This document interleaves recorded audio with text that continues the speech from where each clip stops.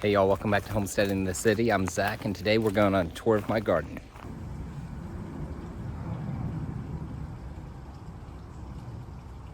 At the edge of our patio, we have Percy's newest project. It was a brick raised garden bed, and we have done a ton of work digging it out. We're gonna line it eventually, and it's gonna be our newest pond. And since it's at the highest point of the property, the overflow will go into the rest of the garden. And also at the top of our yard, we have our chicken coop and run. And so that's going to be something so that whenever our chickens are producing a lot of compost in this run, everything's going to flow downhill. As it rains, those nutrients will kind of get washed into the rest of the food forest area. And so from our chicken coop, we come into the run that we made. And this is, of course, that tunnel that we made by bending over those evergreen trees, mostly the cherry-laurel, and we've got some loquat growing in as well. And we just want to make an evergreen hedge that's going to go overhead and help protect them from the hawks and eagles that we have around here, because we don't want to lose any chickens to that. And then of course, a little bit closer to the house from the chicken run, we have our food forest area in here. And we don't have anything fruiting yet, but this is where we're installing more trees and bushes and shrubs. And so I've got my loquat here, I've got a plum in here, I do have a persimmon back there. My mulberry is doing good. We've got some more trees ordered. More stuff is going in here, but this is really what's been building up kind of over the course of this past year. And of course, in the food forest, we've also got Percy's Pond. This is a digging area that we lined and filled with water, and he loves playing in here. We do have some fish in there. He likes to chase them sometimes. And yeah.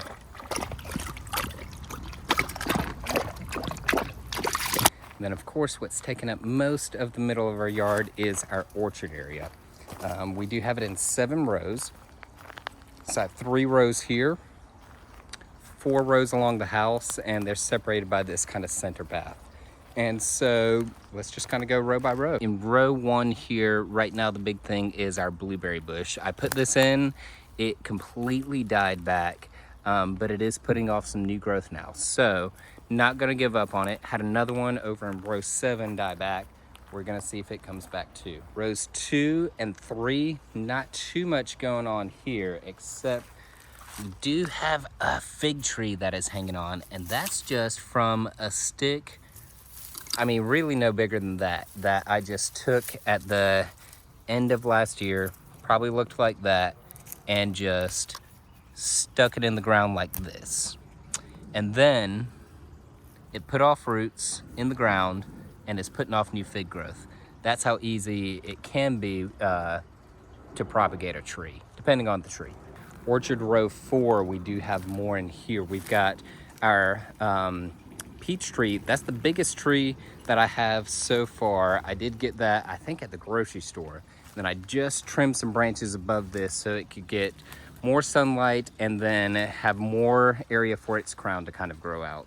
And then also in this row, I've planted a lot of avocados.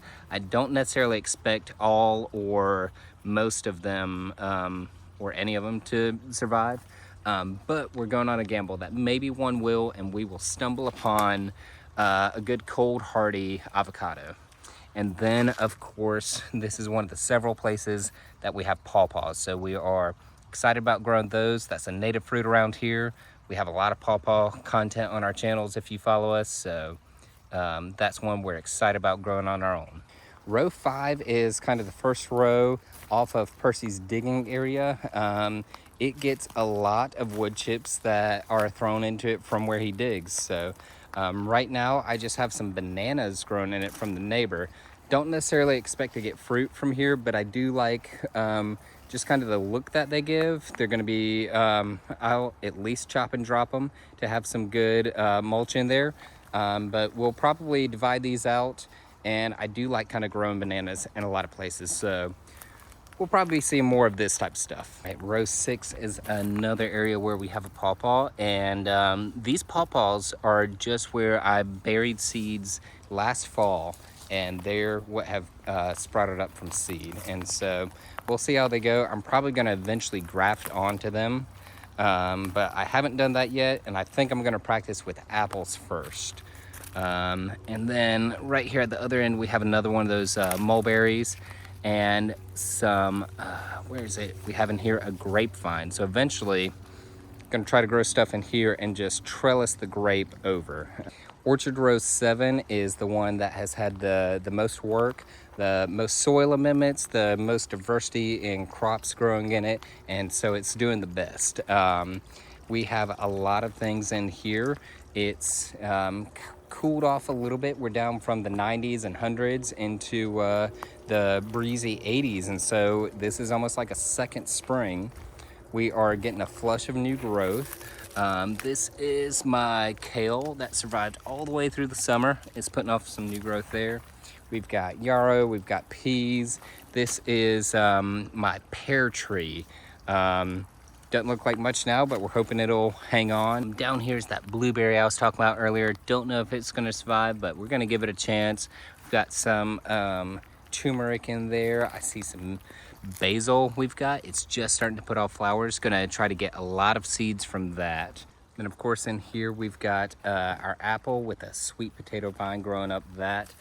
Like our pear tree, it's not looking the best, but we did get it cheap in a summer clearance sale. So not the best time of year to put in fruit trees, but you can save a lot of money, and if they hang on, then you can get a good deal. But that is the 7 rows of the backyard orchard that is going to take a lot of time to establish, but eventually should be putting off a whole lot of fruit. And of course, we've got our fountain pond. The coolest area in the garden. We've got fish, we've got frogs, the birds stop in here a lot.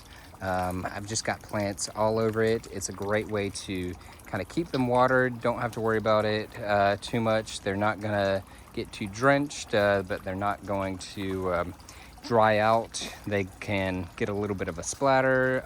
If I need to, I can put them down into the pond to really soak them. It's just kind of my favorite place to leave plants around here. We've got our Meyer lemon. It just had some flowers that fell off, and I think these are maybe some fruits forming here. In the fountain itself, of course, we've got just a ton of mint that has propagated out, spread over everywhere. We love it. I've got one of my avocado trees here. It's just getting nice even water right now. And of course, strategically placed near our fountain pond is our greenhouse. We're really excited to finally get this put up. It's going to get a lot of use this winter, I hope. We're gonna have some stuff started in here right now. I've just got a little bit of kale started. I have some broccoli, and then I have a tray of lettuce here, as well as some basil. And then I do have a couple of trees in here that I'm checking out, see how they do. But one of the reasons that we put it right here was so that watering would be easy. All I have to do is take my watering can, and if I don't have some plants right there, just step here, dip it into my fountain pond, turn around, and I can water in there. And our last stop before heading to the front yard is Percy's first pond. This you may remember from one of my earliest garden tour videos back here, saying that Percy liked to dig here. We were thinking about maybe turning it into a pond, and we did. This was our first one trying, putting down the pond liner, putting in some of the putting in the fish and the pump and all that, and it was a great success. We've multiplied it to other areas in the yard, and so definitely recommend it if you want a cheap way to add a water feature. Just dig a hole, get a cheap pond liner and a little pump, and that'll get you started. Oh yeah, that's some more pawpaw growing right by the pond, so we'll see how that goes. And coming down our side yard, we still don't have much going on here. We do have this beautiful lantana and another banana. And of course our muscadine vine that's starting to get thick. I remember finding it last year in one of these videos, and it was barely bigger than this little plant right here. It's maybe about this size.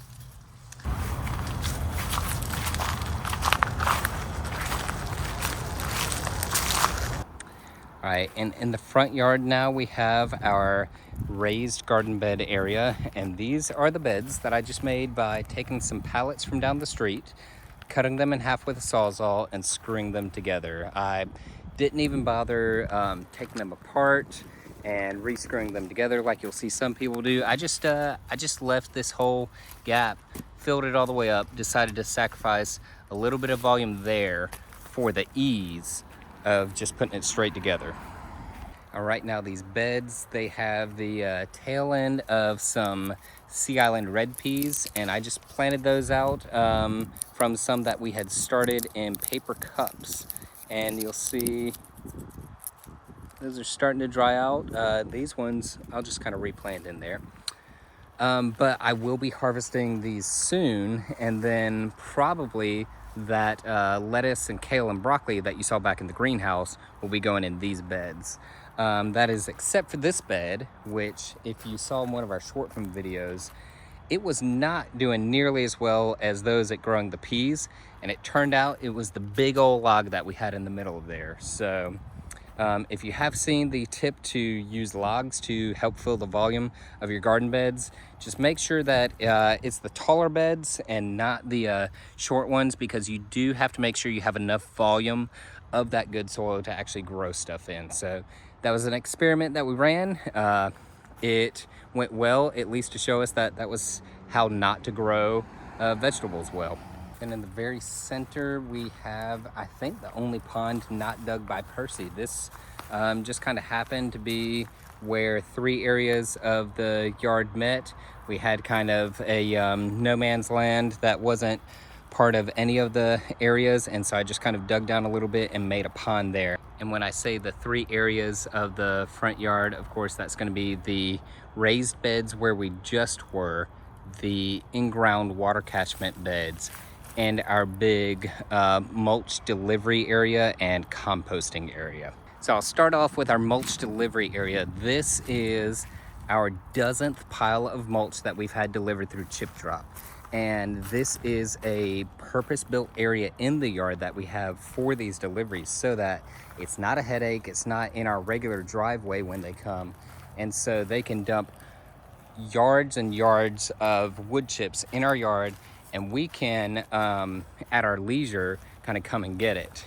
And so I've got a path there to the backyard. I can bring my wagon in, I can access it from the front, move it all around, and then we have used it in a lot of different areas to build up, to make paths, to help with the compost. And then one of the other things that we've done with those wood chips and some of the logs delivered is kind of build this retaining wall and just fill up this whole area with wood chips that are, in the short term, going to be soaking up water, acting as a big sponge.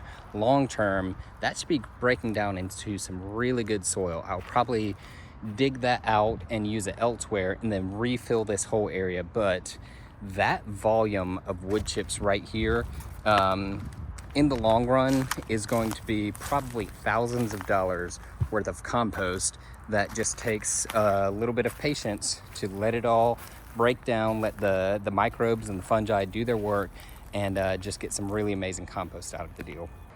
And then that third area of the front yard that the pond ties together is our in-ground water catchment beds. So these are those beds that we dug in right on the side of the driveway.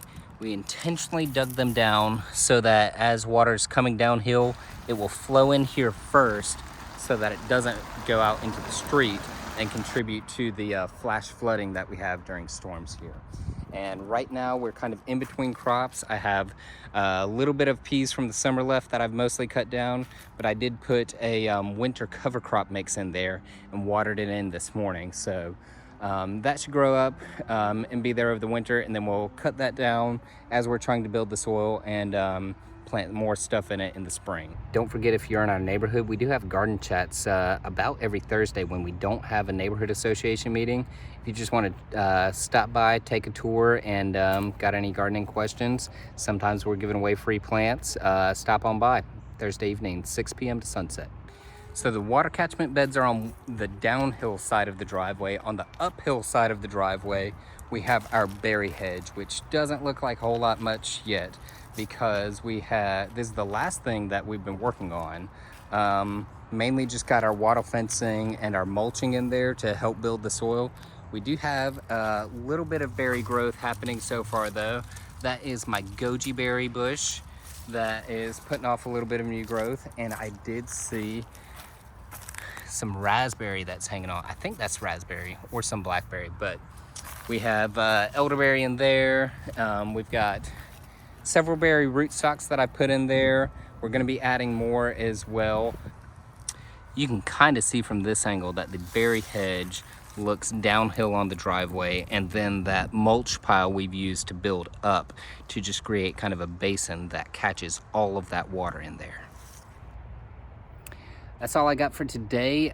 This video is officially 1 year of doing monthly garden tours, so I'm kind of excited about that. Stick around to see year 2. We're gonna have a lot more going on. This year has been a ton of soil building and not a whole lot of harvest to show for it.